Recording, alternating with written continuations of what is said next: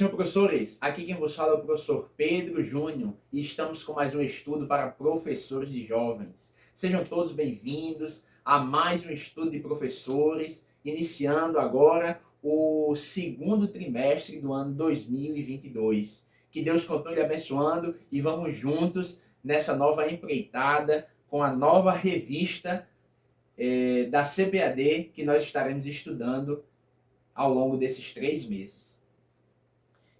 Então, inicialmente, nós queremos apresentar, a nossa nova lição bíblica dos jovens para esse segundo trimestre. O título da lição é O Perigo das Tentações. As orientações da Palavra de Deus de como resistir e ter uma vida vitoriosa. Então, é um assunto bastante pertinente para a nossa juventude, não só para os jovens, não é? Quando se trata de tentação, nós sabemos que ninguém está livre dela. Ninguém está livre de sofrer tentações. Então, é importante para todos os públicos, sobretudo para os jovens. Então, nós estudaremos ao longo desse trimestre sobre a tentação, a partir da vida de alguns personagens bíblicos, dentre os quais alguns cederam, às tentações, porém outros, como Jesus, que é o nosso maior exemplo, resistiu e venceu a tentação para nos dar o seu excelente testemunho, servindo de exemplo para cada um de nós. Então, hoje, querido professor, nós estudaremos a primeira lição. Lição esta, quase que esquecendo de mencionar, comentada pelo pastor Alexandre Coelho. Nós estudaremos hoje a primeira lição, que tem por título O Perigo das Tentações. O texto principal nos diz: Não veio sobre vós tentação, senão humana. Mas fiel é Deus, que vos não deixará tentar acima do que podeis. Antes, com a tentação, dará também o escape, para que a possais suportar. Glória a Deus. O resumo da lição nos diz: Nenhum ser humano está livre de ser tentado, seja por seus próprios desejos carnais, seja pelo inimigo de nossas almas. Nós temos 3 objetivos, professor.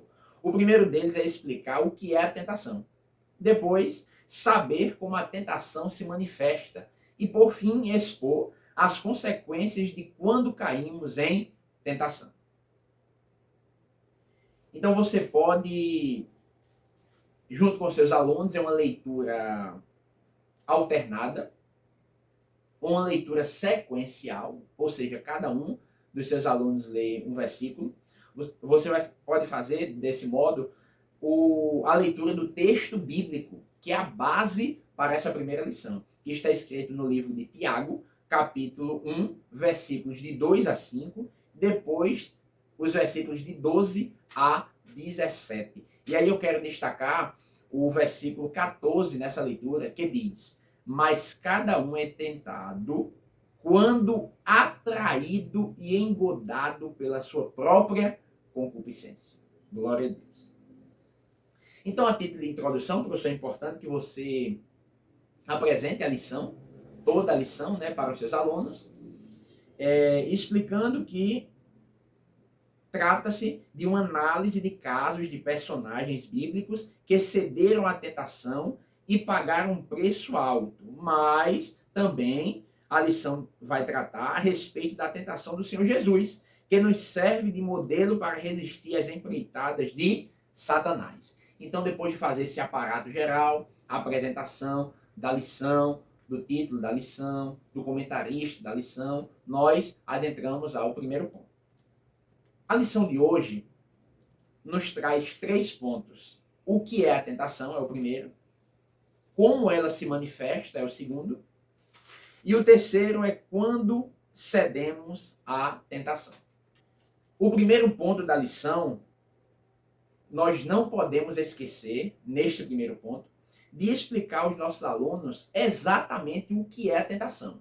E aí, como subsídio, eu quero trazer para os irmãos uma sugestão que nós podemos começar esse ponto primeiro explicando o que não é tentação. Porque às vezes nós podemos ter uma compreensão errônea do que é tentação. Então, o que não é? Primeiro, para descartarmos. Primeiro, tentação não é pecado. No versículo 14, mas cada um é tentado quando atraído e engodado pela sua própria concupiscência. Versículo 15, né, de Tiago, capítulo 1. Depois, havendo a concupiscência concebido, dá à luz o pecado. Então, observe que ser tentado não é pecar, senão Jesus teria pecado por ter sido tentado. Mas não. Nós sermos tentados não significa que pecamos, ok? Então, tentação não é pecado. Tentação também não é fraqueza. Todos estão suscetíveis à tentação. Todos. Então não é sinônimo de fraqueza. Nós precisamos explicar aos nossos alunos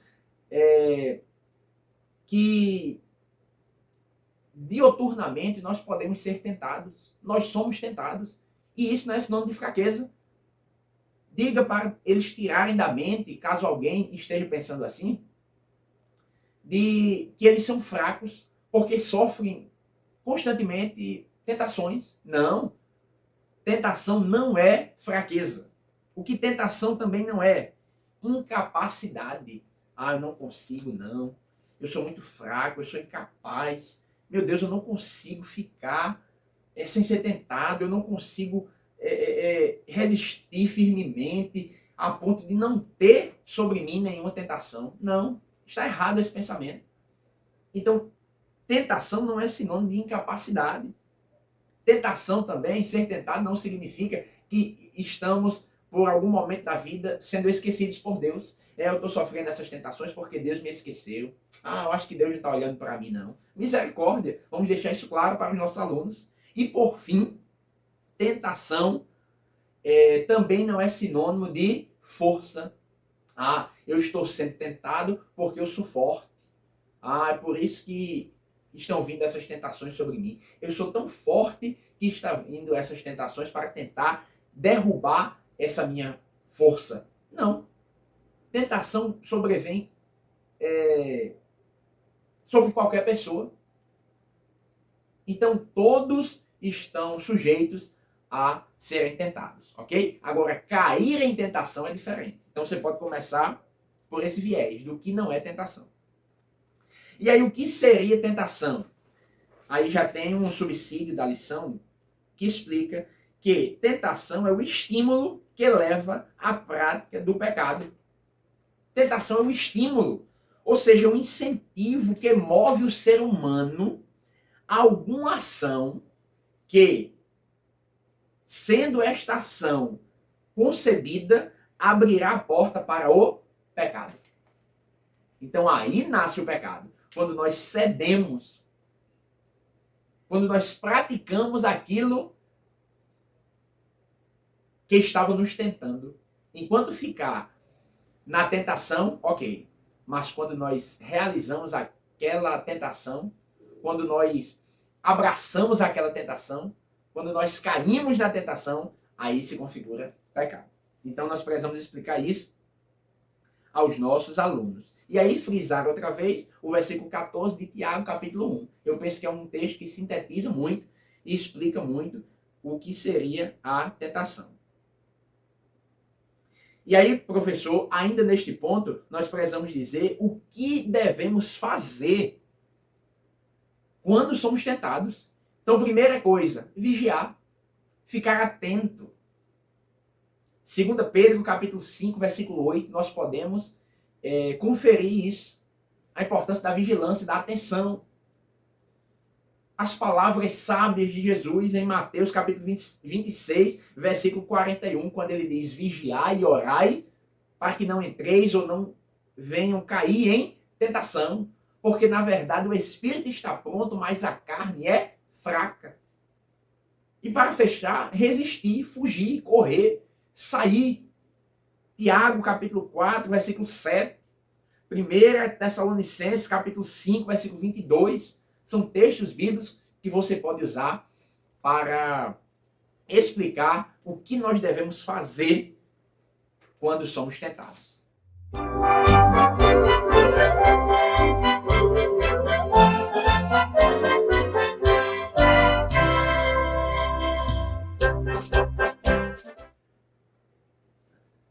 agora vamos para o nosso segundo tópico da lição.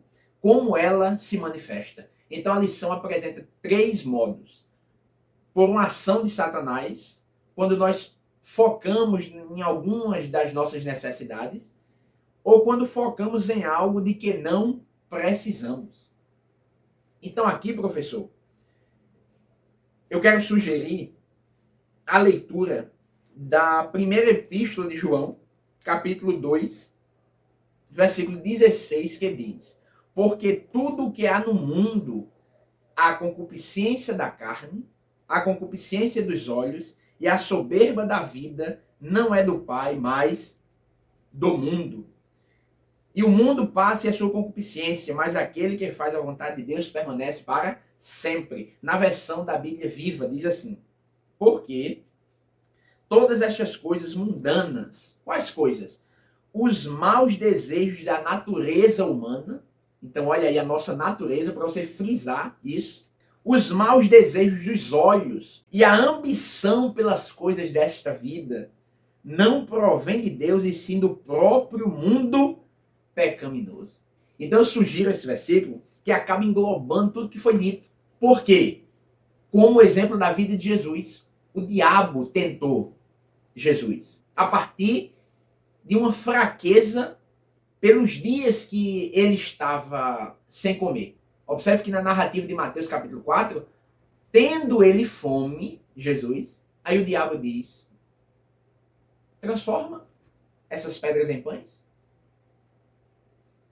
Então, a tentação sempre surge de uma necessidade nossa, de um desejo nosso.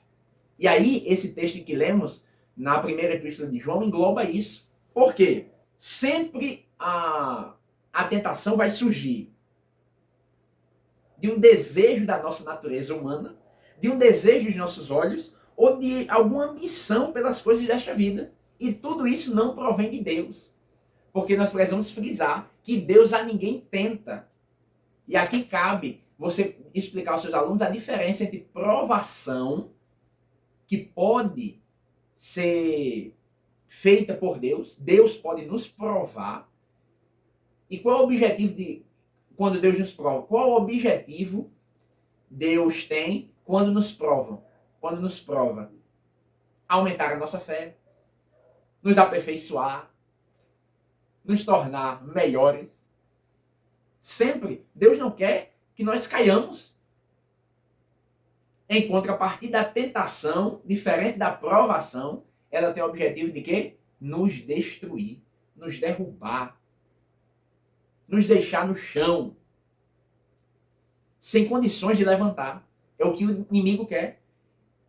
Ele não veio, ou ele veio, melhor dizendo, senão para matar, roubar e destruir. São os objetivos dele. Então nós precisamos estar o quê? Atentos. A partir dessas nossas demandas, aí o diabo vê e age. Estou com fome, vou agir nessa fome. Jó. Jó tem tudo. Tira aí Deus dele. Não, pera aí, eu vou tocar em Jó. Deus permite que o inimigo toque em Jó. E ele toca com o objetivo de quê? Fazê-lo blasfemar, pecar, se desviar da presença de Deus, porque esse é o objetivo da tentação. Então estejamos atentos com as nossas necessidades. Dinheiro, desejos sexuais.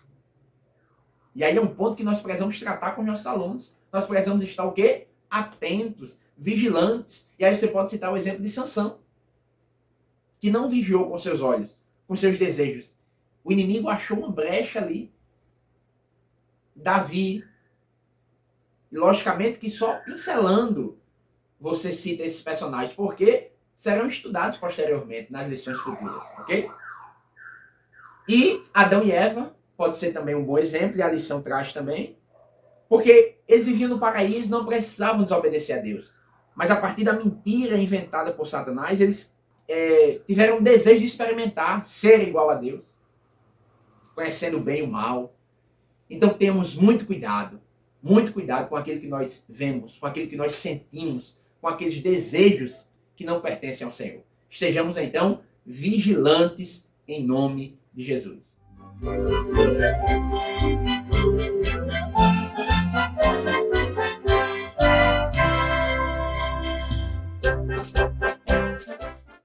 E agora, professor, chegamos ao nosso terceiro ponto. Quando cedemos à tentação. Então aí, quando nós cedemos à tentação, nós damos espaço ao pecado. E aí é importante você entrar nessa doutrina, porque existe uma doutrina do pecado, existe um estudo, uma área da teologia sistemática que estuda o pecado, armatologia. Então, quando nós cedemos à tentação, nós pecamos contra Deus. E pecar, um dos sentidos, dos significados é errar o alvo. Explique isso aos seus alunos. Então, quando nós cedemos, caímos em tentação, nós estamos errando o alvo. Nós estamos nos distanciando de Deus, porque o salário do pecado é o quê? A morte. Então, como aconteceu em Gênesis 3, na queda do homem, quando pecamos, nós nos distanciamos de Deus. Quando pecamos, nós recusamos o seu sacrifício salvífico. Se continuarmos na prática do pecado, já não há expiação por nós. Se pecarmos deliberadamente, cairmos na tentação e ficarmos prostrados. Então o que acontece? É isso que nós precisamos frisar para os nossos alunos.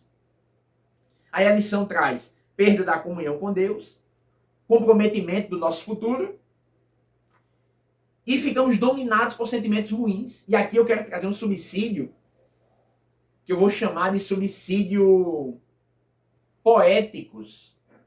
Um subsídio poético. Porque eu sugiro que você cante um trechinho de um hino muito conhecido da harpa cristã. Tentado não ceda. Ceder é pecar. Tentado não ceda, ceder é pecar, melhor e mais nobre será triunfar. Aí você vai cantar esse hino e vai refletir com eles sobre os males de cair em tentação. Cair na tentação. E aí um outro subsídio, poético ainda, por assim dizer, está no livro de Max Lucado, Simplesmente como Jesus. Uma frase muito emblemática é, nesse livro, Deus o ama como você é, mas se recusa a deixá-lo desse jeito. Ele quer que você seja, aí vem o título, Simplesmente como Jesus. E aqui no seu capítulo 9, na página 123, já estou adiantando uma indicação de livro, né? Ele vai falar sobre a estufa da mente, um coração puro. Ele vai dizer o seguinte: nós precisamos compreender o nosso coração como uma estufa. E o que nós levamos para ele como sementes que selecionamos para plantar na nossa estufa. Então, quais sementes nós estamos plantando dentro de nós? Ele diz sementes de capim da roça, dentes de leão, carrapichos.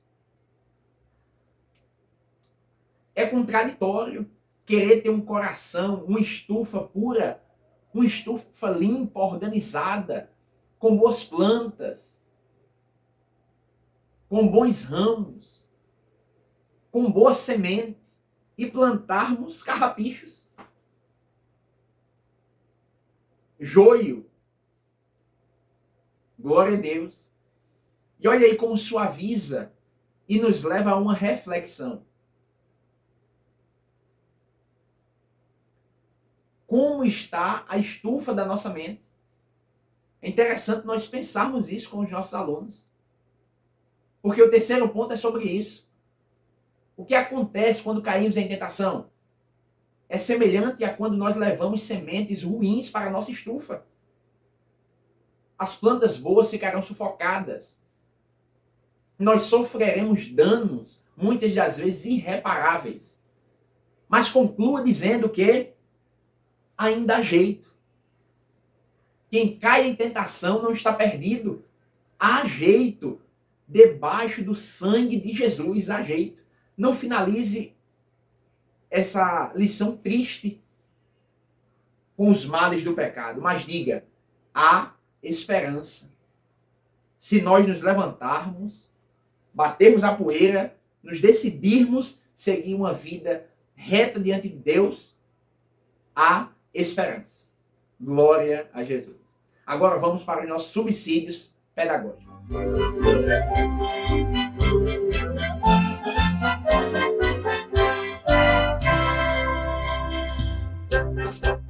Olá, professores! Vamos começar com a nossa dinâmica trimestral.